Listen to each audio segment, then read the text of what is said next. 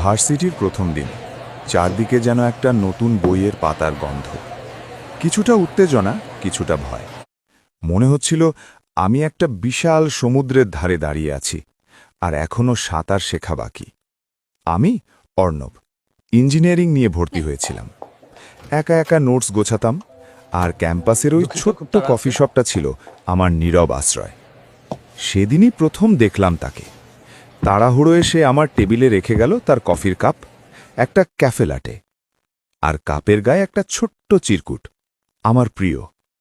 আমি black coffee ভালোবাসি, তবুও সেদিন সেই উষ্ণ মিষ্টি কফিটা চুমুক দিলাম। অদ্ভুত এক ভালো লাগা কাজ করছিল। ভুল করেই হোক, কফিটা যেন এক অচেনা মানুষকে আমার জীবনে নিয়ে এলো।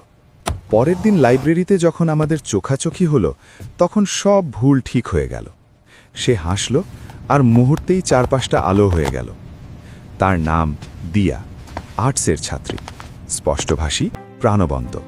সে ক্ষমা চাইল সেই ভুল ক্যাফেলাটের জন্য, আর আমি বললাম এই ভুলটার জন্যই আমি চিরকাল কৃতজ্ঞ থাকব। তারপর থেকে রোজ আমাদের একটা রুটিন তৈরি হয়ে গেল। ক্যাম্পাসের ঝিলের ধারে অথবা সেই কফি শপে আমি ক্যামেরা নিয়ে দিয়ার ছবি তুলতাম, আর দিয়া আমাকে তার প্রিয় কবিতা শোনাত। সে ছিল ক্যাফেলাটের মতো মিষ্টি আর উষ্ণ, আর আমি ছিলাম ব্ল্যাক কফির মতো, একটু চাপা, সাদামাটা।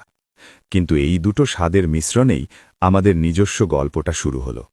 এক সন্ধ্যায় সে যখন ভবিষ্যতের অনিশ্চয়তা নিয়ে ভয় পাচ্ছিল, আমি সাহস করে তার হাতটা ধরেছিলাম। বলেছিলাম, আমাদের কফি শপের ক্যাফেলাটের মতো আমাদের গল্পটাও স্পেশাল হয়ে থাকবে। ওটা ছিল শুধু একটা স্পর্শ নয়, ওটা ছিল একটা নীরব প্রতিশ্রুতি। কিন্তু ভার্সিটির প্রথম ভালোবাসা সবসময় রূপকথার মতো হয় না। দ্বিতীয় সেমিস্টারে বাস্তবতার চাপ বাড়ল। ইঞ্জিনিয়ারিংয়ের অ্যাসাইনমেন্ট, দিয়ার ডিবেটিং আর থিসিস। আমরা নিজেদের রুটিনে এমনভাবে জড়িয়ে গেলাম যে একে অপরের জন্য সময় খুঁজে পাচ্ছিলাম না। আমাদের দেখা করা কমে গেল, আর তার জায়গা নিল ছোট ছোট ভুল বোঝাবুঝি। তুমি আর আমাকে সময় দাও না অর্ণব। দিয়ার এই অভিমানী অভিযোগটা আমার কানে বাজত। আমি ক্লান্ত ছিলাম, কিন্তু এটাও সত্যি যে দিনের শেষে আমি শুধু তার উষ্ণ সান্নিধ্যটাই খুঁজতাম।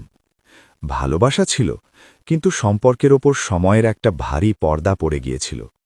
মনে হচ্ছিল ক্যাফে লাটে আর ব্ল্যাক কফি যেন দুটো আলাদা ধারায় বয়ে যাচ্ছে। ফাইনাল পরীক্ষা শেষ হল, একটা নীরব সপ্তাহ পার হল, যেখানে আমাদের কোনো কথা হয়নি। বিষণ্ণ মন নিয়ে আমি আবার সেই কফি শপে বসলাম।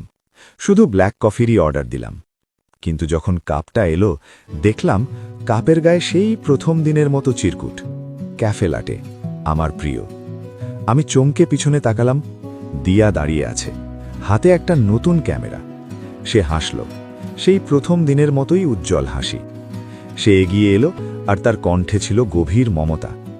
আমি জানি তুমি ব্ল্যাক কফিই ভালোবাসো, কিন্তু অর্ণব, আমার কাছে তুমি সেই ক্যাফে লাটে, একটু মিষ্টি, একটু উষ্ণ, আর আমার জীবনের সবচেয়ে স্পেশাল ফ্লেভার।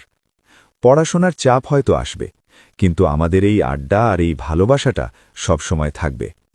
আমি হেসে তার হাতটা ধরলাম। হ্যাঁ, ভার্সিটির প্রথম ভালোবাসা হয়তো সবসময় সহজ নয়, কিন্তু প্রথম ভালোবাসাটা আমার কাছে ছিল কফি শপের সেই মিষ্টি ক্যাফে লাটের মতো, যা একটু ভুল থেকেই শুরু হয়েছিল, কিন্তু ঠিক হয়ে থেকে গেল আমার জীবনের সবচেয়ে প্রিয় অভ্যাস হিসেবে।